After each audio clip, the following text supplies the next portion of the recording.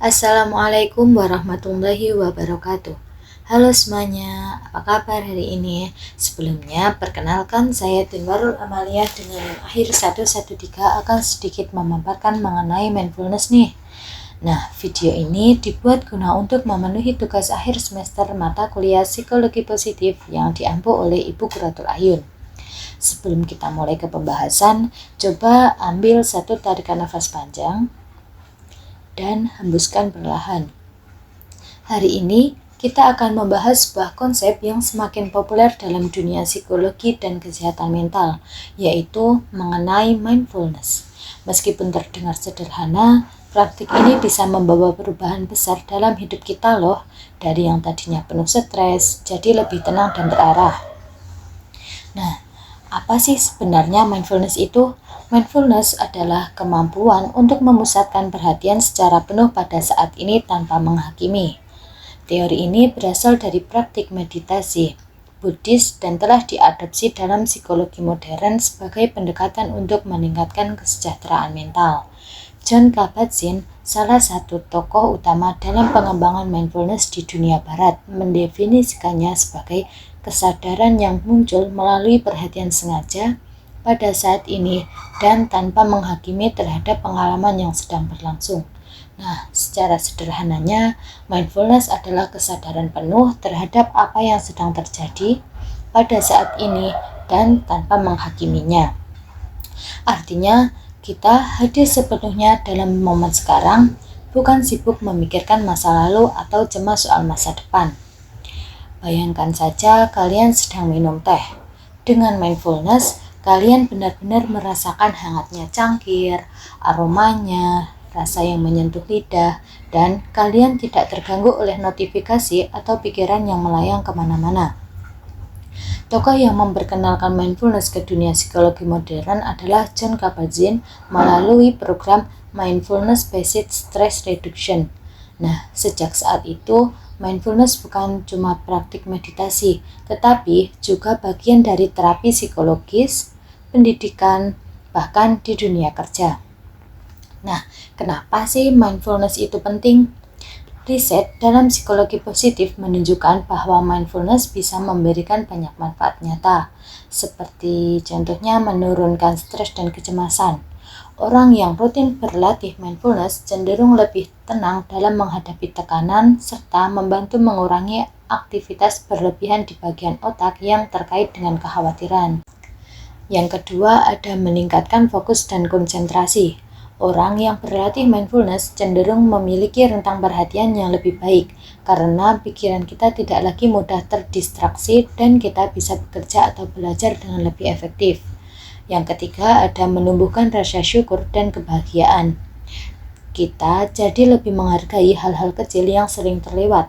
Seseorang yang menghargai hal-hal kecil akan merasa lebih bahagia dan puas dengan hidupnya. Lalu yang terakhir ada meningkatkan empati dan kualitas hubungan. Karena ketika kita benar-benar hadir saat berinteraksi dengan orang lain akan merasa didengar dan dihargai. Nah, selain itu, bahkan dalam beberapa studi klinis, mindfulness membantu menurunkan gejala depresi dan insomnia. Yang menariknya lagi, mindfulness bukan cuma meditasi di aras bantal loh. Kita bisa melakukan di berbagai aktivitas harian, seperti contoh praktik sederhananya. Yang pertama ada mindfulness breathing, di mana kalian hanya butuh meluangkan 2-5 menit untuk duduk tenang dan fokus pada masuk dan keluarnya nafas. Kalau pikiran melayang, cukup sadari dan kembalikan lagi ke nafas. Yang kedua ada mindful eating, pada saat makan. Nah, saat makan coba singkirkan handphone, lalu perhatikan rasa, aroma, tekstur makanan, dan rasakan setiap gigitan. Yang ketiga ada mindful walking, pada saat berjalan. Nah, pada saat berjalan ini rasakan langkah kaki, ayunan tangan, dan suara yang ada di sekitar kita saat berjalan. Lalu yang keempat ada mindful listening, pada saat teman berbicara. Nah, pada saat teman berbicara ini kita harus fokus mendengarkan tanpa menyela atau langsung ingin menjawabnya. Nah, pada intinya itu mindfulness adalah hadir sepenuhnya dalam setiap momen. Mindfulness bukan soal menjadi sempurna, tapi soal melatih perhatian secara konsisten. Nah, ada beberapa tips sederhana nih yang bisa kalian coba. Nah, yang pertama itu dari mulai hal kecil. Nah, cukup luangkan 2 menit per hari. Lebih baik rutin ya, sebentar-sebentar daripada sekali lama lalu berhenti.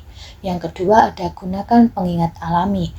Seperti contohnya setiap kali mencuci tangan atau menunggu antrian.